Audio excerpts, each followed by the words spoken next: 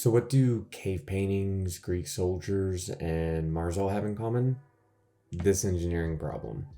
Okay, I know that sounds silly, but in all seriousness, they all have to do with hematite, and hematite has to do with all of those things.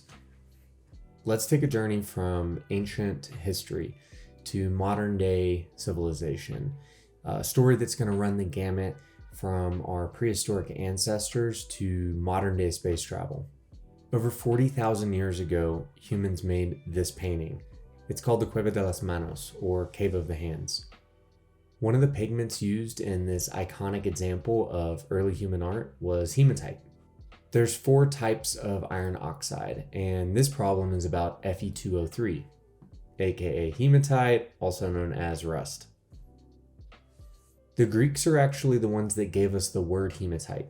The root that's responsible for that word is also responsible for hemoglobin and hematology, the study of blood and blood disorders. Hematite is the most common form of iron oxide. It was used by ancient Egyptians to paint the tombs of pharaohs, and more recently, it's been used to paint barns. I know that sounds silly, but yeah, rust was mixed in with linseed oil in order to coat buildings, and that's because the rust would prevent moss and fungus from growing. When we started using paint instead of this rusty oil, the aesthetic still stuck.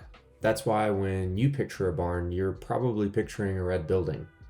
Despite its name, hematite isn't always red. Sometimes it can be silver or even iridescent and rainbow colored if there's tiny particles of aluminum mixed in.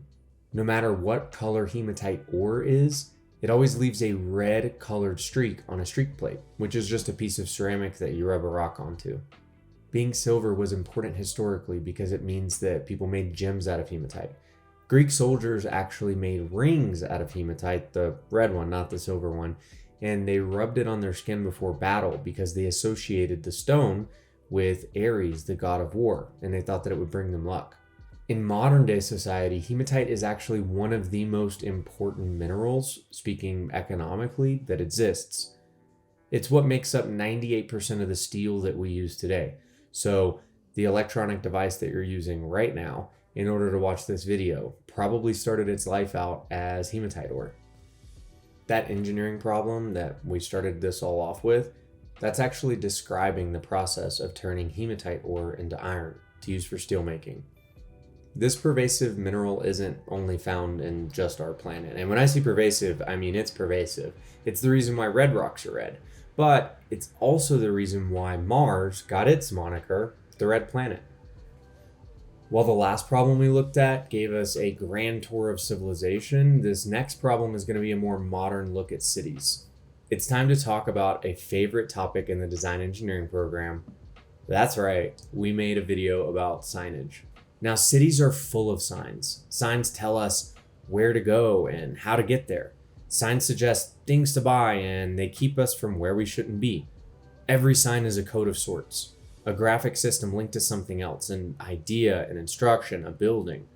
Typically, these codes are designed to be understood by as many people as possible. Red means stop, right?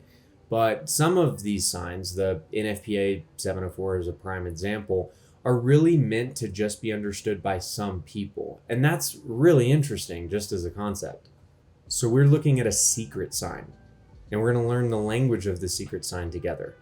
These secret signs are ubiquitous, but mostly indecipherable and largely go unnoticed. Our problem looks at the fire diamond. So let's take a closer look and see what this is all about.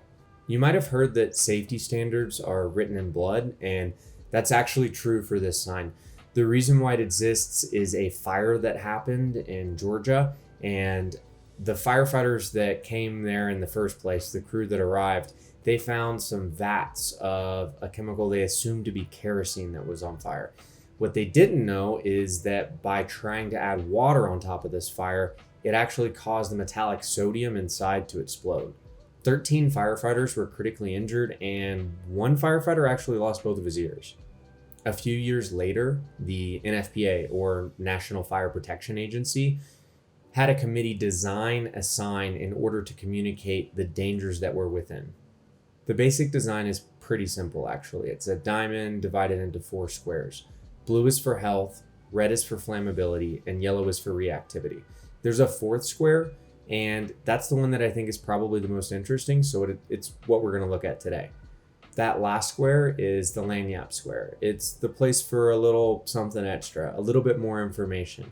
And it holds stuff like, hey, don't add water to this, or this is corrosive, or it's radioactive, or poisonous, or a biohazard. And those last two, poison and biohazard, are what we're going to talk about today. Now, the sign for poison is actually the Jolly Rogers flag. And I think that's so cool because the Jolly Rogers flag used to be kind of scary. Like, it meant pirates and poison and danger. But because of Hollywood making movies and kind of co-opting the symbol for use in their media, it's lost its meaning to a large part. So now we really associate the Jolly Rogers flag with pirates in a fun way, and movies and treasure. It's really hard to keep a symbol's meaning last over time. I think that's probably a pretty good takeaway from this. And that's interesting because the last one that we're going to look at is the biohazard symbol. And that's something that was designed in the 60s that has retained its meaning very accurately for decades.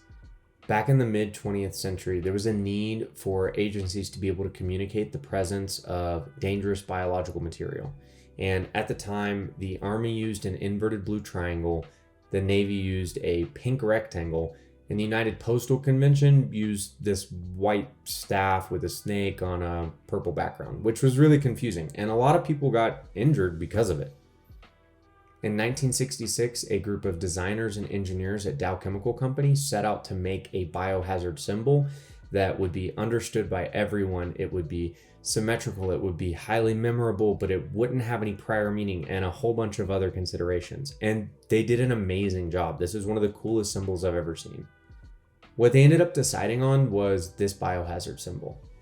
It's remarkable. It's easily made with a ruler and a compass. It's symmetric from any angle. So if you put a sticker on something a little bit wonky, it's still perfectly legible and people can understand what it means. And unlike most symbols, it doesn't reference a physical object or idea. It has no inherent meaning when you look at it. It's just the meaning that we happen to ascribe to it. Right now, we're actually seeing this biohazard symbol follow the same path that the Jolly Rogers flag took. It's starting to pop up in a lot of places that don't actually mean biohazard.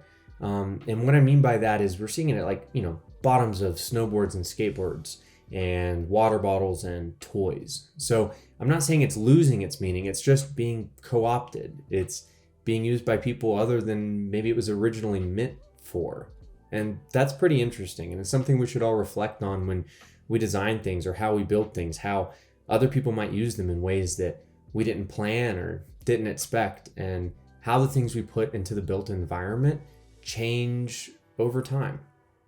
Now, I think that's some particularly cool history about a relatively ubiquitous sign, and hopefully the next time you see a tanker driving by on the road with the fire diamond, you'll know what it means.